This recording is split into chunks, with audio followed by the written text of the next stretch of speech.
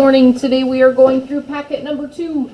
Packet number 2 is due October 15th, that Tuesday before MEA.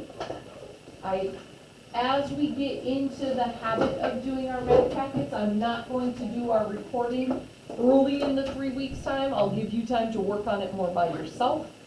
But because we're still early in learning how to do math packets, I'm going to make this reporting a little earlier.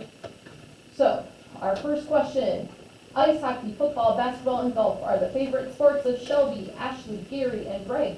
Gary does not like ice hockey or football. Shelby's favorite sport is not played with the ball. Greg's favorite is neither basketball nor golf. And Ashley does not like a sport that uses a stick or a club. What sport does each person like best?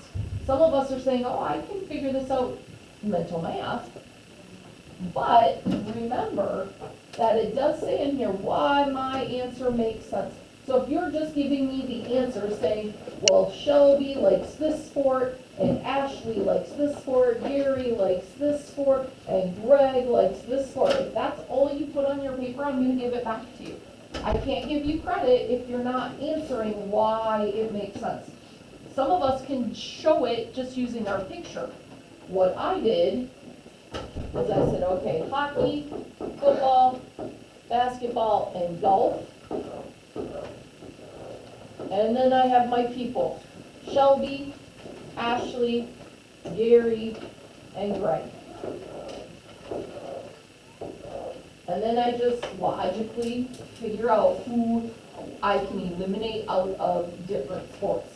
So I know Shelby's favorite sport is not played with a ball. So Shelby's not going to like football or basketball or golf because they all have balls, right?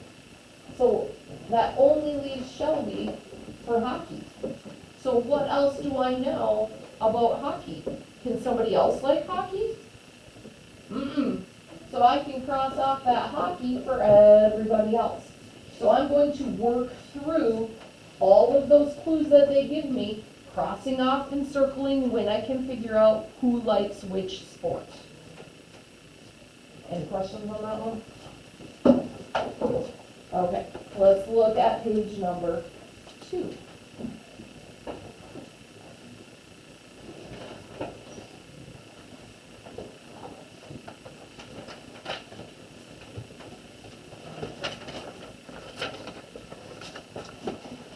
Page number 2, again, I might try to figure this out using mental math, but it does say why my answer makes sense. I need to see what math you did to get to this. For me, when I get to word problems, a lot easier for me to just map it out. What do I have to do? So I start with Marissa. Marissa called 2 members of her softball team to tell them their practice schedule for the week. Each of those team members, so that's a team member, that's a team member, each one of them calls 3 other team members. And each one of those members is calling 2 members. How many girls are on the whole team? Keeping in mind that Marissa is on the team. Okay? So you draw your own picture fully. I'm not going to draw it all. And figure out how many people are on the team. If you do it without the picture and you do it mathematically, you need to show me what math you are doing. You can't just put an answer. You have to show me how you are getting your answer. For our 5-card challenge, we can use 8, 7, 2, 6, and 5 to get the answer of 10. Be careful that you are not just rearranging your equation that you've already used. So if you had 8 plus 7 minus 5, and then you said 8 minus 5 plus 7, I'm doing the same math. I'm adding 7, I'm subtracting 5, I'm subtracting 5. That is the same expression. Okay, it's doing the exact same math. If you are going to do something similar, it needs to have something different in it. It can't be the exact same operations with the exact same numbers. You can't just put them in a different order and call it done. Does that make sense? Okay, so again, we need to get to that magic number of 15 points. We can definitely go above and beyond. Challenge yourself to try to find the 5-card challenge. Use all 5 cards to equal 10. See if you can do it.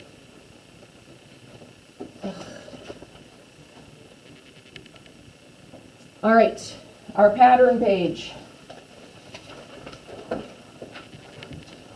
We need to fill in for the whole table. So how many yellows are in our first figure? 1. No blues, no pinks, 1 total yellow. That's all that there is in that first figure. Second figure, we have the 1 yellow. Now we have 2 blues, but still no pinks. So we have 3 altogether. Now I have 1 yellow, 2 blues, 2 pinks, and I have 5 altogether. I go to figure 4. Ooh, the next color I added on were those 2 yellows, so I have 3 yellows, 2 blues, 2 pinks, and I have 7 total. See if you can figure out what the pattern is, what's going to come next. You might even want to draw it out. So I started with the yellow, then I had blue, blue, pink, pink, yellow, yellow. So next after yellow comes the blue. So I still have 3 yellows. Now I have 4 blues, 2 pinks, 9 total. See if you can kind of see that pattern that's going to be coming. Think to yourself for figure 6, what color am I adding on to the 2 ends? How many are my numbers staying the same? Are they going up? Find your pattern. Complete that entire table.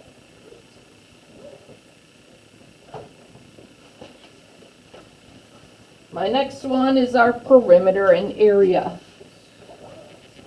It is, for the perimeter, we add up all of the sides. If there is a side that has no number given, we have to figure out what that number is. So you do have to figure out what this side is in order to add it to the perimeter. And then for the area, when we're given a goofy shape, what can we do? We can divide it up into shapes that we do know how to find the areas of. I divided mine up this way. You could divide it up a different way if that works for you. But I saw this slant here and I saw a triangle. I know the area of my rectangle is length times width. The area of a triangle is 1/2 the base times the height. So this would be my base, this would be my height. So 1/2 of that base times the height, because a triangle is half of a rectangle. Add up all 3 areas and you get your complete area. Next page.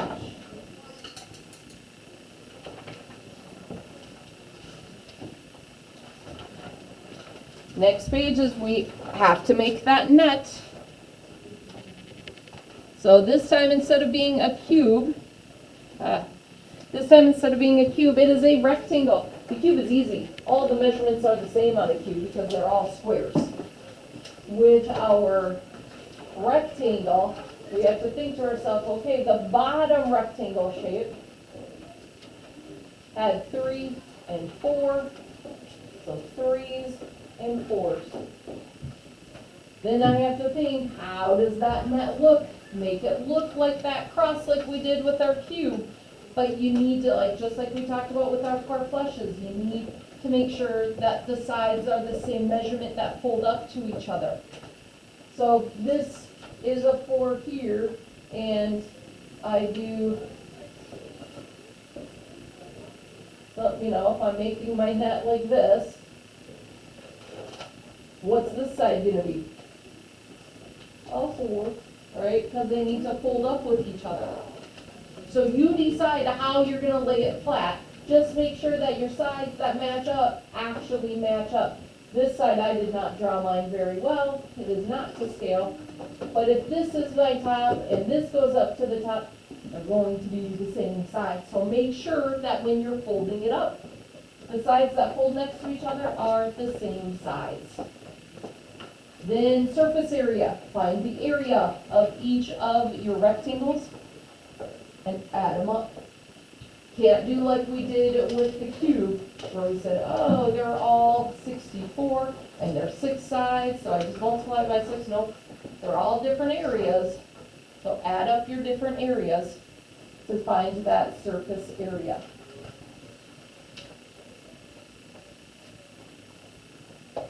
Next page.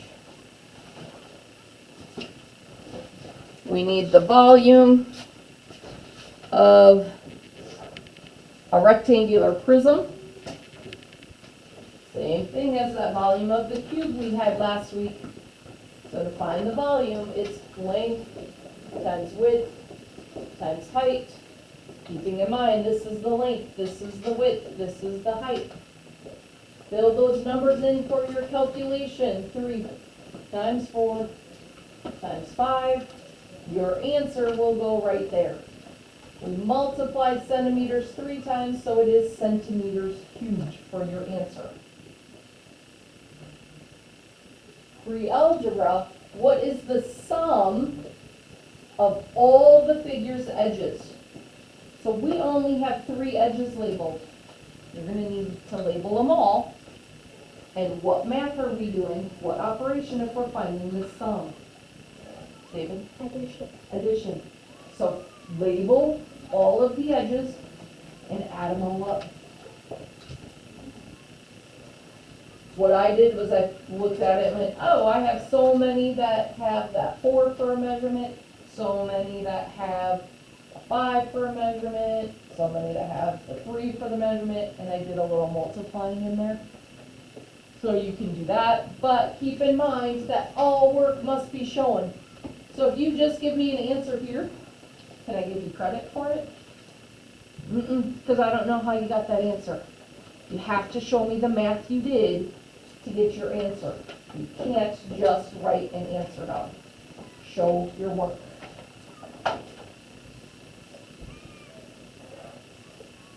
Next page.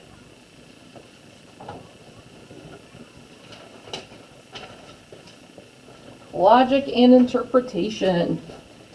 Very similar to what we were working out with sports and who likes which sport. This one is you've got the stickers and the colored notebooks.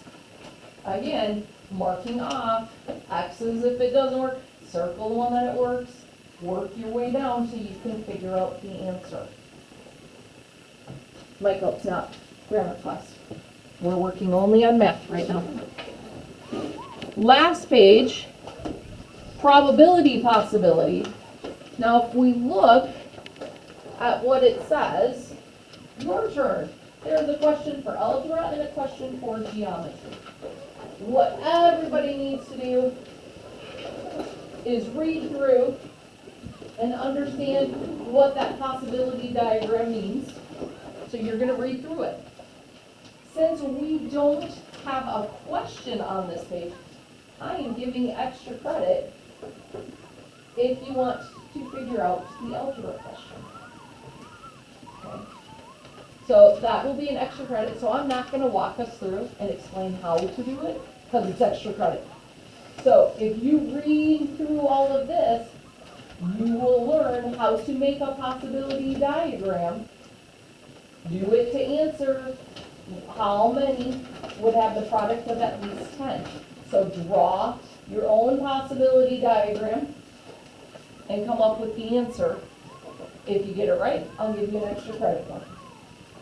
Okay? And that is our last page. So remember, if you turn it in by Friday the 11th, you'll have the opportunity to fix up any mistakes you have. If you turn it in the 14th or 15th, that's the score you're going to get. If you have, oh, is there another page? Sorry, thank you, Harper. One last page. It is that polyomino. Okay, there is that on there. Thank you for catching that. There is one more page. It is like similar to the page that we did in the last packet. You'll always have a page like this. Remember that we cannot rotate or turn or flip. You can only slide those shapes over to fit perfectly in there. So sliding the shapes over to fit perfect. Now, if you turn it in early, by the 11th, you get a chance to redo your mistakes. If you turn it in the 14th or 15th, that's the score that you will get. If you have questions once you've been working through it and trying to figure it out on your own, you can see me with any questions that you have. I hope you're well, and I hope you have a wonderful day. Don't forget to like and subscribe.